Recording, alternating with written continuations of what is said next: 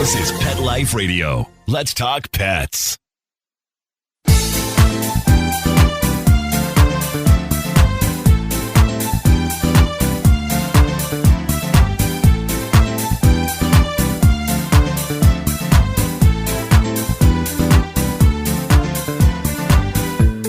Hello, my cat-loving friends. We got a treasure today.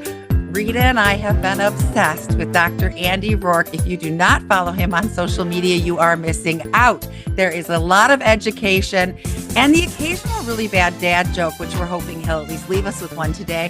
But, you know, entertainment and education go hand in hand.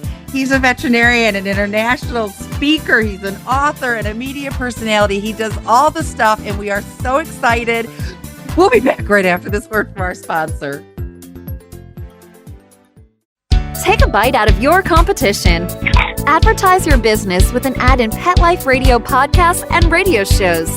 There is no other pet-related media that is as large and reaches more pet parents and pet lovers than Pet Life Radio. With over 7 million monthly listeners, Pet Life Radio podcasts are available on all major podcast platforms. And our live radio stream goes out to over 250 million subscribers on iHeartRadio, Odyssey, TuneIn, and other streaming apps. For more information on how you can advertise on the #1 pet podcast and radio network, visit PetLifeRadio.com/advertise today.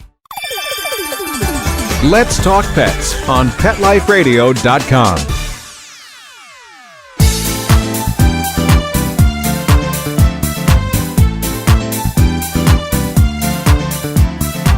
Welcome back to 19 Cats and Counting. I am your co-host, Linda Hall, here with the ever-gorgeous blonde bombshell, my BFF, Rita Reimers. I always know she's buttering me up for something. I don't know what it is yet, but she'll I'm catch it. stacking them in account for when I need them. I got But it. I don't even want to talk to you. I've been looking forward to I don't want to talk to you Andy. either. That's good. Hi, Dr. Andy. Welcome aboard. Hello there. Can we call you Dr. Andy or Dr. Roark? Just call me Andy. Okay, And- Andy it is. You worked really hard for that, doctor. I know. think it's a shame when people don't You use know, it. Well, I did, but I tell you what, the thing that makes me the happiest in this job is connecting with people and making people feel like they can talk to you. And I just think that's so important. And honestly, You're right. If we're not in the exam room, I think that doctor word is kind of just sort of a barrier. But I just love talking to you guys. And please just call me Andy. Yay. All right. You got it. Oh, we're the Andy. same. We could talk about cats forever and ever. We love dogs too, but we are just both more cat-centric than dog-centric. I grew up with a dog. Linda did too. Yeah, I did too. I had one until last August, but cats are they're just my connection. They're my jam. They're my special thing. So we have a bunch of questions for you, but I want to start with something that really hit me. We recently lost someone in the cat rescue field who took her own life. And I did the research and cried because I found out that people in the animal care industry, including veterinarians, have the highest suicide rate, equal only to firefighters and policemen. It's awful. Yeah, it's true. And I don't remember it. X out of so many vets have considered. I mean, it was awful to read. Yeah. So, it's heartbreaking. So I know that you said at drandyroark.com, which is roar like a lion, like a lion, ROAR with a K on the end. drandyroark.com. Linda, I know it's Friday, but It's Friday and I can't talk. And you had said something about wanting people to really connect and know what the other side of vet life is like. And I assume that stress is part of it. So give us a little bit about that. I know it's a lot.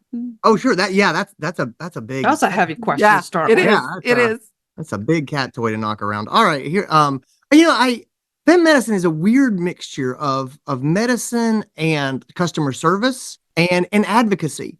And so it's the medicine part, is fixing the problems, and the customer service part is dealing with the human who brings the cat carrier in, who's ultimately going to make the decisions. And you have to be a good communicator, and you have to build trust with that person, and help them to understand because you can be the smartest clinician in the world, but if you can't explain that and the pet owner doesn't get it, they're not going to be able to go along with you and support you and make sure the pet gets the care they need. That's true. I've had some great vets, but I also had one I had a knockdown, drag out fight with because he screamed at me Oh no. about putting down my cat or not. And I never went back to that office again. And I know he's a good vet, but If you don't have that rapport with someone, Yeah, it's it's the relationship. So it's the it's the clinician part, it's the customer service part, and it's the advocacy part because, we sort of speak for the voiceless.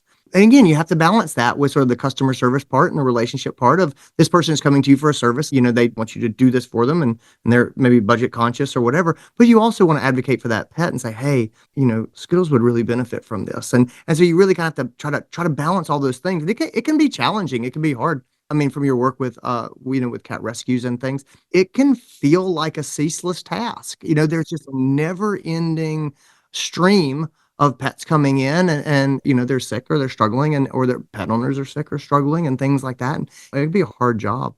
And with the customer service part, we know how hard life has gotten for wait staff at restaurants and how mean people can sort of be. And I hate that. I think as a society, we're seeing more of this kind of meanness. And I think that's really challenging for people who have big hearts. You're right. I You're see absolutely people right. really abusing the staff at the veterinarian's office too, the people at the desk. Yeah. They've been waiting too long, or they're sick of sitting or whatever, or they're complaining about their bill.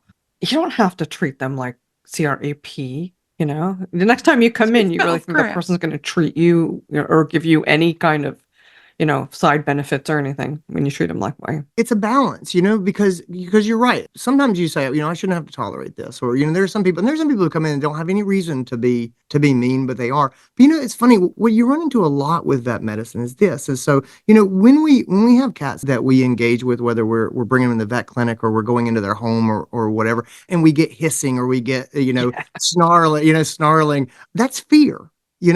It's not meanness, it's fear. And people say, oh, she's such a mean cat. She's not a mean cat. She's afraid. Yes. Bless you for saying that. And, I really try to remember that myself as a doctor or when we work with other doctors and sort of in doctor communication training and things. That's such a valuable thing to remember because human beings are the same way. A lot of times there's people who are very angry or very afraid. Or they feel great frustration at the unfairness of life. When we have people and they come in, and I've got too many stories to list, but we'll have someone and they will find out horrible medical news about the cat that they love, and they get mad. And I know they're not mad at me; they're mad at the unfairness of life. But no one teaches you how to keep a perspective like that, and it can be hard sometimes. I think a lot of times we're a proxy for the unfairness of life and just, You're right. The hardships that people carry. And it's hard. And I don't think people appreciate that. I mean, y'all are amazing at coming in and doing a euthanasia or something and walking out the door and going in the next room. And I'm thinking, I don't know how you do it. I say that to my vet all the time. I don't know how you do it. Unfortunately, with this many cats, I see my vet for a lot of euthanasias. And every time I'm like, I don't know how you do this. So much of it is perspective. With euthanasia, I will tell you, I see euthanasia generally as a gift. And I really do believe that may also speak to part of the suicide rates in veterinary professionals. But I believe that in these cases of these sick cats, and I'll see cats that come in with chronic renal failure, which is very common in older cats, and they'll weigh 5 pounds, and they used to weigh 10 pounds, and they're skin and bones, and and they're nauseous and they're not eating, and euthanasia is the kindest thing that I can do for them. And so I really do think that that's important. I think where a lot of vets struggle is when they don't feel that's true, and those are particular hardships when we end up sort of in a position and someone wants to put their cat to sleep and you say, but this is a wonderful cat. What are we doing here? And then you kind of have to decide how you're going to handle that and if you're just going to send the person away. And sometimes we do. But all that stuff is challenging. But it's funny. For me, it's not the euthanasias that are really hard because I have gotten to know people so well. Like Rita, when you take your cat in and it's a senior cat and you know that it's time, that's probably you probably remember those veterinarians, I suspect. And hopefully you sort of remember the compassion that you saw with them because that's, it's a time that I think people can really connect. And it's a time, I will tell you, I get more thank you notes for euthanasia than anything else by far. And it's just because people need you at that time. You can find purpose in that. You have to have a good perspective and you have to look at it the right way. But it really can be. I know that sounds maybe a bit odd, but it's good. I've had vets cry with me, and that means a lot when they get emotional. Then because I know that it's not just a routine thing that they do. They exactly really yes. for you. Yes, yes. You know, And it is a gift. Our last sanctuary cat that we had to put down, Missy, Norwegian forest cat. So she should be like 12 pounds. What was she, 5 pounds the last time? She had I think she was thyroid 5 or 6 issues. pounds. And Yeah, it was it was time. She was Yeah. wasting away. She was screaming for food, but she wouldn't eat. I mean, it was not a good life for human or cat. And so, yeah, it was the kind of thing we could have done, but that doesn't make it any easier on the humans. Oh, no, you're exactly right. One of the changes that I've seen in vet medicine in about the last 10 years is there's a lot of different kinds of veterinary practice than there used to be. And it's really, I think the future is fragmentation. I think you're going to see veterinarians working with cat owners in a variety of ways you haven't seen before. But one of the fairly recent ones, I think, the last 10 years, we've really seen the rise in hospice care veterinarians, which are veterinarians whose entire job is coming and they do end of life care. They generally mobile, they come to people's homes so you don't have to go to the vet clinic and stuff. And again, that didn't exist more than about 10 years ago. And when you think about it first, you go, wow, what a terrible job to just put pets to sleep and be there at the end of their life. But I know so many of these veterinarians and they really love that job. They feel like they're really helping, they're coming to the families in their homes and they find reward and purpose in this work. So I wish we had one here. I'm in a tiny little me town. too. I was a nurse's aide for hospice for many years. And when I first started and I said, oh my gosh, this is what God always wanted me to do. This is the best thing. After a while, it got my emotions and I was done. And it was like time to move on. I wouldn't do that again if you paid me. But it was everything for a while there. And yes, I was providing comfort for these people and I was helping their last days be better and I was allowing them to stay in their home. That's a gift. That was everything to me until I just had too many deaths and couldn't do it because I get attached. But I don't know. Not to change the subject, but I just want to ask, do you find that more cats have issues going to the vet than dogs? I mean, dogs they kind of seem happy when they're waiting in the waiting room and the cats are all hunkered in their carriers, No, I think you're exactly right. Now, we've looked at this in the vet profession for years and years, and the truth is your regular small animal veterinarian, and again, this is not everyone, but just broad spectrum. I think the practices generally see something about 7 to 8 dogs for 7 to 8 dogs out of 10 patients. And you say, but when you look at pet ownership, it's much more evenly split than that. It's about 50-50 even, but we just see such a huge number of dogs. And really one of the things that vet practices have struggled with is getting cats in for care for the exact reason that you mentioned. Dogs are often, not all dogs, but dogs are often, they're excited to get in the car. Go for a ride. Yeah, they come in and you give them some treats and really working effectively with cat owners is a challenge because, and we've all seen there's cats that they don't want to go in the carrier. They don't like, if they see you getting it out, they are gone. And then, the other thing is it's working with cats. It takes different skills. And one of the things you try to hammer into vet professionals is cats are not small dogs. Cats are not small dogs. Cats are not small dogs. Amen. So, but you can get your goofy dog out there and they'll hop around. You just sort of grab them up and they're happy as a clam. That's not how our feline patients are. I think that they're, as much as I would like to say, well, you can just behave differently and they'll have an equal experience. I just think cats are much more secretive. They're much more solitary. They're much less excited to be in a new place. Yeah, they hate that. Where they've been. And again, there are things that we can do. And the best way to approach this is a partnership between the cat owner and the veterinary team, to try to say, let's make this smooth. Let's, for goodness sakes. Yeah. I started to say, I was like, she spelled CRAP. So I know. I was like, it spelled crap. Yes. For goodness sakes, the cats shouldn't be in the waiting room with a barking dog next to their carrier. Like that's we got to do better than that. And I understand we're working. Sometimes we have the space that we have and things like that, but really it's on the veterinarians and the vet professionals. So we've got to handle this. We've got to try to reduce the stress for our feline patients coming in. We can do that with scheduling. We should be communicating. I'm really getting big, guys, on anti-anxiety approaches to prepare cats to come into the vet clinic. I know with your interest in cat behavior and things, there's so many things that we can do to set the table for a good vet visit at home that just it stops them from being so, I hate to say traumatized, but so nervous, so stressed. Oh, it is. Well, it is trauma. Yeah. I had one vet, and all the vets I've seen, because I've moved all over the place, in LA, and he had a separate entrance and a separate waiting room for cats and dogs, and that was awesome. Yeah, I love to see it. I think you're seeing more of that. You're seeing some other practices at least divide the waiting room. So the dogs are on this side down here, and cats are over. That's Again, it's small, it's not perfect. The separate entrances is really that's the gold standard. That's really what you want. But again, if you're in New York City, you're in Manhattan, you've got this tiny little space.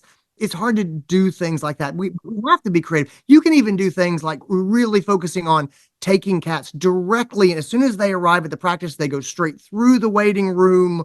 Ideally, they go into the exam room where they can sort of acclimate. They're going to be in the room that they're going to be seen in, things like that. But it just takes a little bit of planning. Yes, Definitely. exactly. And that's, we have a lot of clients that if the cat is super, super spicy, they get a little gabapentin before they go. My daughter's cat Tiger is 20 and he is crabby. Oh my gosh, he's crabby. And she took him, he had to get shots. And he kept smacking the needle out of the poor vet tech's hands. And they went through like 2 or 3 vet techs. And then, some old school vet tech who's been doing this a while walked in the room and she did it all so fast. None of us knew what was happening. She went, yo. And it was like, oh, and she got him. And everybody else was like, what just happened? Now, my favorite story about Tiger is when they were trying to move. Yeah, my daughter was moving apartments and we had some nice big burly guys back at the old apartment moving stuff. And we were unpacking in the new place and we got a phone call that said, we cannot move the bed. The cat won't let us. These guys were petrified of this orange cat. But I get it. He's mean. Well, I honestly lost track because I've been so enthralled with what you've been saying, Dr. Andy. So let's take a quick break and we'll be right back for more after our sponsor. Molly, here's your dinner. Zeus, that's not your food. Don't let that happen to your precious cat. Elevate your cat's eating experience with the Cat Tree Tray. The Cat Tree Tray keeps your cat's food off the floor and conveniently located on the cat tree. It's the perfect way to eat.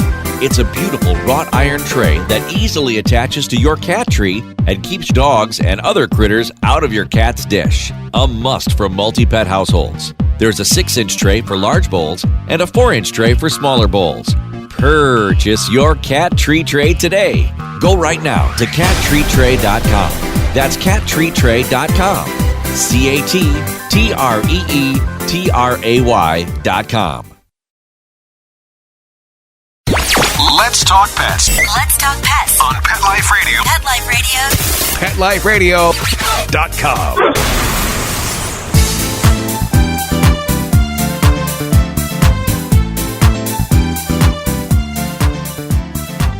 And we're back with 19 cats and counting and Dr. Andy. I just can't call you Andy because, like Linda said earlier, you worked so hard for that. She's feeling disrespectful. Exactly. So, yes. So what is the one thing that you wish above all, if I could tell every cat parent, or maybe pet parent, period, but again, cats can be so specific. This is the one thing that they just don't get that drives me crazy. Or maybe there's more than one. There's a couple. I guess it all sort of comes back to, honestly, it's about stress management in our cats. That's really what it is. They're not spicy. They're not spicy. They're not mean. They're not spiteful. That was what I was going for. They're not spiteful. They're anxious creatures. Thank you for saying they're not spiteful, because a lot of people say they are. They're not. Again, it goes back to fear. It goes back to, honestly, it's generally environmental stress. It's taking some time to do a little reading, get a little education on your environment, and especially multi-cat households. There's just these things seem maybe arbitrary to us, but they're not.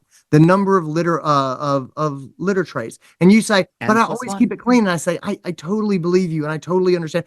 Again, it's the interpersonal dynamics and associations. But the big thing I would say is, especially now I'm thinking this through, and you pushed me for one thing. The one thing I would say is, if your cat starts to urinate inappropriately, don't sit around and wait on that. Because that's the number one thing. Honestly, that's the number one reason that cats have been in shelters is inappropriate urination. Yes. And once these behaviors sort of become established, they're much harder to fix than if you just said something up front and said, hey, I'm just going to call the vet real quick. Please call me. Please let me know about that. Because oftentimes when we start to see inappropriate urination, there's something going on. It is a stress component. It is about interactions with the other cats. It's about where the litter boxes are placed. It's about how we're doing food. That's about outdoor cats hanging around your Exactly house. right. It's a great example. Outdoor cats are taunting us through the windows, but it could be any of those things. But it's not spite. It's not meanness. It's not revenge for other things. But a lot of times, if we can just intervene early before these things become patterns, we can really make a big difference. And it doesn't have to be a huge ordeal. We just have to take action and not. Now, you know how many people call us and say their cats have been peeing for like 2, 3 years outside the box? Yes. And they call me and they're at the end of the rope. They're like, I can't take this anymore. And I'm going, we can do this, but it's probably going to take, it took us time to get here. It's going to take us time to get back. I really wish you'd call me before you were totally done. We tell people, we had a client not long ago that I did a pre-consult with, and the cat's peeing outside the box. And I said, has your cat been vet checked? And she said, no. And I said, okay, I'm going to take down all your information and I'm going to save it, but we're not going to make you this appointment until you've had a vet clearance. Because if your cat has a UTI or interstitial cystitis, there's nothing I can do to help. Well, I could bring down the stress level for interstitial cystitis. I hate that word, but I know. but and then I tell them, look, if there is a UTI and they clear it up and it's still happening, don't freak out. It's become a habit. Now you want to call me. Yep. Now Yep. you want to book that appointment. I'm going to put you on the spot, Andy. Mhm. Why do vets always prescribe Delaware and Prozac for cats peeing outside of the box? We hear that time and time again. Sure. So not to every pet is different, obviously. Now, I would tell you, I like Feel Away. The reason that we have Feel Away, so Feel Away is a pheromone. There's really good science behind it, and I will tell you that, like, it is well made. There is good science and documentation behind it that actually works, and it's used through a diffuser, like the Glade plug-in. Right.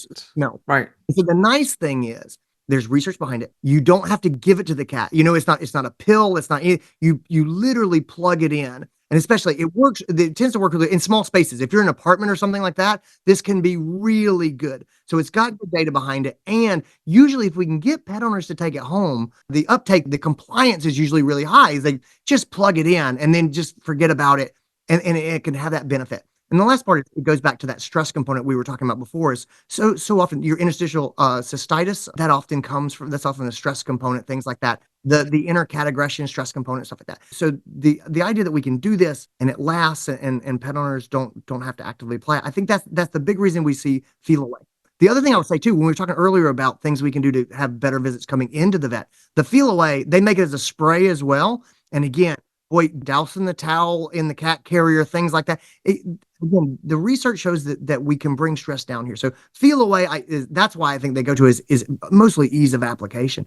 I have to go back and forth. Here's the truth about behavior, and I know you guys it took me a long time to realize this in my career. Let me tell you something I was wrong about for a lot of my career. When I would see behavioral problems in cats or in dogs, I really leaned hard into training, and I really wanted to lean into training, and I didn't want to put dogs or cats on any sort of anti-anxiety medication until the training didn't work. And now what I've come to believe is that's a flawed approach, because what happens is if I have a cat or I have a dog and I do something to reduce their anxiety and then go hard on training when their anxiety level has been reduced, well, yeah, that's true. Better. I'm often much easier to fix that problem. And then I can get them back off that anti-anxiety medication and everything's done. What I messed up earlier on, guys, and if you practice it, you learn some things the hard way. Live and learn. Yeah. What I learned was I would have a cat owner who would come and they would say, she's having these problems with the litter box and things. And I would say, we're going to work on environmental control. We're going to work on some training and things like that. And then we would make some headway, but not enough. And then they would just kind of they would go, I guess this is how it's going to be. Or they would just get so frustrated. And then I would sort of kind of throw drugs at the situation of like, well, let's try to reduce their anxiety. But their enthusiasm, they'd already tried the training. They didn't really believe in it anymore. It would have been better off to push that anti-anxiety therapy and then lay the training on top of it with the idea that, guys, we're going to do this. My hope is that we will, once you get the training down, often you can come back off that anti-anxiety medicine. But is Prozac always the choice, though? Because it takes so long to titrate up to find out, it's not doing. I think that's our concern. I wish more vets would work in tandem with behaviorists, because, Me too. we had a client today. The sole problem is she's got cats outside. That's the sole problem. We can tell you how to safely keep the cats back. Meanwhile, we're waiting 8 weeks for the Prozac to fully titrate up. And I'm like, this cat is not having a chemical imbalance of depression. This cat, There are cats that have anxiety issues. We've had them and we're like, okay, this cat needs meds. Go talk to your vet because every time they drop a fork, the cat attacks them. But the majority of them are temporary situations like introducing another cat or something that we can get around it. Yeah. No, I agree with that. I think the choice for Prozac generally comes down to a big part of its cost. It's super generic now. That makes sense. I mean, a big part of its cost. You can lean into your other anti-anxiety medications, but very quickly without medical insurance, you're going to get up there pretty quickly. So Prozac is generic. It's available. The other thing is that we can get Prozac compounded, and a lot of times cats do well with liquids, and we pay attention to what can we get consistently too. There's I don't know if you guys ever had the experience with feline medication. So a lot of times we want to get them compounded, which means we get what's a pill, we get it sort of turned into a gel, something like that. That's much easier to give the cat. But these things, it's amazing to me how often you'll find a pharmacy that will supply it, but then they don't supply it anymore, or they're out of it, or it's going to be a while they get more. And then you just become this sort of, you're chasing around. And so anyway, getting something that works consistently that you can lay your hands on it, I think that those are big parts to it. You're exactly right about the titrate up. Oftentimes, especially I encourage people, if you're going through this and you're working with your behaviors, you're working with your trainer, and we're starting something like Prozac or things like that, and we're still not getting what we need, and we're waiting to titrate up and waiting to titrate up. Oftentimes, there's things that we can add in the short term, like for example, the gabapentin that we talked about. Yeah, we love GABA. We're big fans. We're big fans of GABA. We can use that while we bring up our other long-term medication, something like that. So anyway, there's always things we can work on. But Rita, I hope I answered your question there about sort of feel away and Prozac. We're speaking in broad generalities. That's generally kind of what and that's another thing that always shocks me. People, the vet put him on a med. Did it work? I don't know. I can't get him to eat it. That comes in a transdermal gel and you can smear it in their ear. I'm sorry. Unless there's a reason not to, I think all cats should immediately be prescribed transdermal gels. Quit giving us pills. It's not working. Yeah. There's the transdermal gels have made such a big difference, and they're really a godsend. So methimazole, the hyperthyroid medication. Oh yes. I mean, and you've got these little old cats, you know what I mean, that you can sort of fortunately wipe things in their ear. The downside to transdermals is just the dosing is less precise. You know what I mean? Because it's kind of how do you measure goo? A little bit. Yeah, true. You can kind of do it, but there's that. And the other part is just it's funny. Cats with tiny ears and things like that, I've seen them have goo just kind of building up in there. And again, that's a rare case. Generally, it works very well, but those transdermal medications, I'm with you. But if you don't ask, if you don't say to your vet, "Hey, I'm not able to get this medication," and oftentimes they won't give you an alternative. I had a patient just yesterday, and they had it's a tooth root abscess, and so they had an abscess, in their mouth, and it was important. We need to get them on some antibiotics because we need to resolve that infection, and then also pain control, of course, because boy, if you ever had some sort of dental problem, it hurts, and so I'd kind of gone through and this is a patient that was doing totally well and everything, and I wanted to send them home with pain medication, so I sent them home, and as soon as we started to leave, they were like, "Hey, he's not going to take these pills." It was like, bad chance. But good. I'm glad you said something before you left, because we can totally do an injectable, version of this to get started. And sure enough, you get the pain down, and then you can give them pills. Right. But if you don't have a way to reduce the pain, then you can't. I'm cranky as heck when I'm sick. Everybody leaves me alone when I'm ill or in pain because they know I'm a jerk.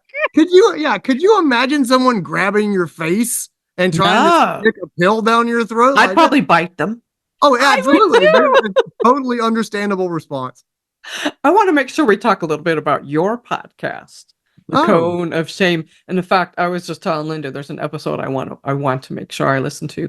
Medical conditions masquerading as behavior. Oh, you need to be on that episode. So I have a boarded veterinary behaviorist, and we're talking about medical conditions masquerading as behavior conditions, which honestly, guys, it was right on what we were talking about earlier, which is you've got a cat and they're peeing outside the litter box, and people say, well, it's behavior. Well, what if it's not? What if it's early onset diabetes? What if we've got glucose in our urine? What if it's, and people don't think of things like this, what if it's an orthopedic issue? What if we have arthritis and getting into the litter box is painful or harder than it used to be? Yes, those are just things that people don't think about. And so going down the path of straight into training, it can be a mistake because if there's a medical cause of driving it, you're not going to train your way out of it. And then also that time is going by, this behavior is becoming, set in. Ooh, I decided I like peeing over here. It becomes a habit then. This is a nice place to go. Exactly. I just did a social media post yesterday or the day before about those stupid top-loading litter boxes. Hate those. And I'm like, if your cat is 12 years old, I'm about guarantee you, I'm going to put the money on the fact that this cat has arthritis. And now it's got to launch itself up and out of this hole. Are you kidding me right now? My favorite litter boxes are the big sweater boxes you get at Target. They're because they're low. They're like maybe 3 inches or so. We love those. And they're broad, so they're low and wide. And so again, I understand people may have space for them in the apartment or something. But if you can, I really like those open, low litter boxes. My least favorite are the ones that are tall and also the ones that are covered because again, cats don't like to go into these. They don't. That only have one entrance and exit. They feel trapped. Especially if you've got, a lot of times people will use those because they have dogs, and the idea is that they'll keep the dogs out. Yeah, so the dogs don't have a snack. Exactly right. And then I totally get it. But you create a place where there's only one entrance and exit, and the dog is going to trap you in there, and it's just things like that. So anyway, the podcast is called The Cone of Shame. It is a podcast about life in veterinary medicine. And so I do episodes called How Do You Treat That, which is what, we were just talking about. And I tried to make it, I really made it for veterinarians, but I wanted to make it for our vet nurses and other people in the hospital. But what I really tried to do is make it mimic the conversation that veterinarians have in the doctor's office. When I come in and I say, hey, I'm looking at this, cat that has come in for inappropriate urination, and I put the ultrasound on her abdomen and her bladder is just totally empty. I can't get a urine sample. I don't want to start this cat on antibiotics because oftentimes these are not urinary tract infections, and I want to be a good steward. But also I don't have a sample. Hey, other doctor, how do you treat this? What do you do with these? And then we have that conversation there, and I bring in the best specialists in the world. And just to ask them, the pearls that they scatter are amazing. And then, you always lifelong learning, always trying to get better. And then the other one, I talk a lot about our industry. I mean, I think that medicine as an industry is fascinating. We talked a bit about the mental health stuff earlier. The corporate consolidation is really interesting. I don't know if people know, but we've gone through a period in the last 5 or 6 years where these companies, and some of them mega companies, they're just buying up so many. We've noticed that. Yes. Yeah, it's just the industry is radically changing. We're at somewhere around 40% of the hospitals are owned by corporate groups, and it used to be none. They used to be all independently owned. Yeah, exactly. And so, but I still think that I think you're going to have independent, locally owned veterinarians. I think that there's going to be one vet here. You have one vet in one vet town. Small town. Well, yes, one office, I should say. I think there's 6 vets in there. Yes. Well, I appreciate that you're educating other veterinarians because, like I said, we get our burrs up our butt every once in a while because so often somebody brings the cat in and says, my cat's being outside the box, or my cat's aggressive, and they're stuck out in there, feel away and get Prozac. And that's where they end the conversation. We need to get the anxiety down to work with them, but then we need to work with them and the understanding. We had a client one day who was very angry with his cat, and he was this close to rehoming. I hate it when they write that on their form. If this doesn't work, I'm going to rehome them. He was going away for a weekend every month for work, and every time he came back, the cat had pooped on his pillow, which of course means that the cat was mad at him for leaving and punished him by pooping on his pillow. And I'm like, no, baby, your cat missed you so much that he went to the biggest scent soaker in your home, your bed, and he mixed his scent with yours to comfort himself while you're gone. That's right. And I wanted to say, and you want to give him away, but I didn't say the last part. But he didn't give him away because we helped. He didn't give him away. But yeah, I hope he's not listening. But it's understanding. There's no bully cats, no spiteful cats. They're not holding revenge. None of that crap exists. Well, the one that really gets me is the jealousy. Cats, they're not they don't have the complex emotions like we have. They don't have jealousy. They have resource guarding and wanting to keep things to themselves, but it's not jealousy. Yeah, well, that marriage between medicine and training is just so important. And it's I don't want to liken it too much to human mental health, but I think our human doctors have they get a bit of a habit of writing a prescription and disappearing. You know what I mean? And again, I understand everybody's busy and we're all trying to get through the day and get everything done. In behavior cases, they take conversation and follow up and things like that. But that's why I think you guys are doing such a service. And I love that you are there for people and that you put in the time, especially with this podcast. It's that education, but it's supporting people on an ongoing basis, talking about doing the work in the home. And so putting that together with, sort of the medical component and make sure our bases are covered and we get support from veterinarians that we need. I think that marriage is really important. I'd like to see veterinarians and cat behaviorists and dog behaviorists work more together. Exactly. And I think that would really be beneficial to everyone. Our first statement anytime there's a behavior issue is, have you been to the vet? You need to go to the vet. I want a clearance before I'm going to talk to you. I hate that we have to wrap this up. We've actually gone a little bit over. Andy, would you come back again? Of course. I would be thrilled to come back. I've so enjoyed being here. Yay! You're just up the road from me. I think you're still in Georgia. Greenville, South Carolina. You're in Greenville. I lived in Greenville a long time ago for about 5 years. You're very close. So. I thought you were in Georgia. Yeah. So I'm sorry, South but Carolina. I have to request a bad dad joke before we go. I know we're over, but I have to. Let's see. I'm trying to think. There's oh boy, put him on the spot. I'll tell you. I'll tell you about when if I had to write ophthalmology jokes or dermatology jokes, I would always write ophthalmology jokes. Do you know why? Because the punchlines are always cornea. I know. I didn't say it was a good joke. That was good. Nope, that was good. That's what I asked for. Sounds like something your husband would say. Yeah, it really does. Yeah, exactly. What was the dog's favorite breakfast? What was it? Pooch? No, it was one you did. It's your joke, Andy. I think it was like pooch He's cakes done or a something. million. I don't remember now. I don't even. I come up with jokes and make myself laugh, and then I just put them on social media. Exactly. And it's like I see my own stuff from a couple years ago, and I crack myself up. I'm like, yes, really good. Yes, gotta have you. Well, please come back again when we can talk about even more. We love what you do, and keep on doing it. Thanks, guys. And of course, I have to thank Linda for always being by my side, my ride or die, and Mark Winter for giving us this wonderful opportunity on Pet Life Radio. Just remember, every day is Catterday. And we'll see you next time. Let's Talk Pets, every week on demand, only on PetLifeRadio.com.